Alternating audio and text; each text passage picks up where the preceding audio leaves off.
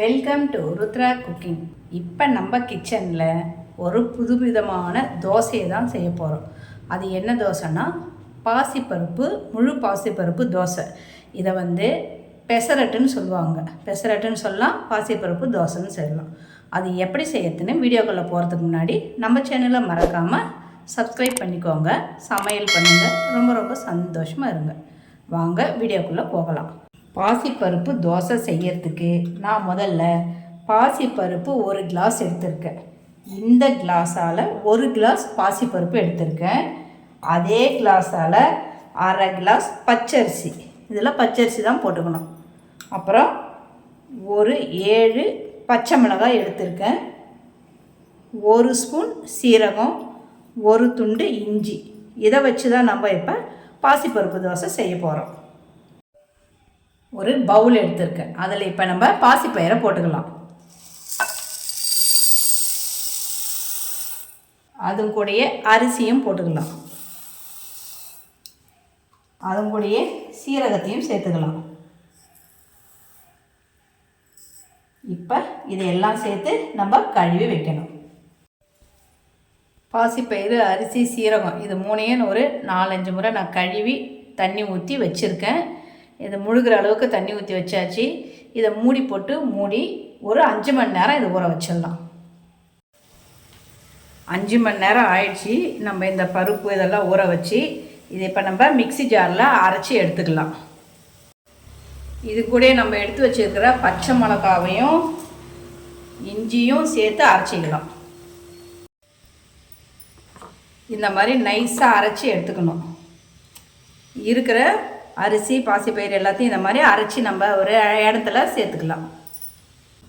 அரிசி, பருப்பு எல்லாத்தையும் நம்ம அரைச்சி எடுத்துக்கிட்டோம். இப்போ இதுக்கு தேவையான அளவு உப்பு சேர்த்துக்கலாம்.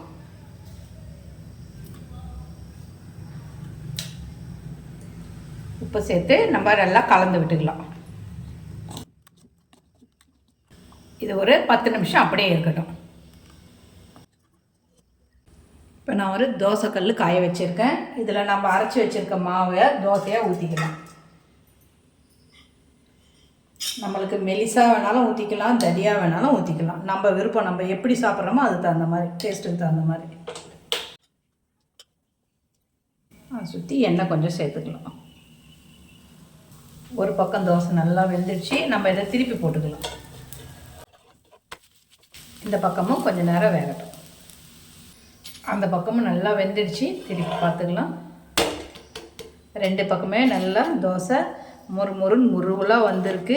இதை நம்ம ஒரு பிளேட்டில் எடுத்துக்கலாம்.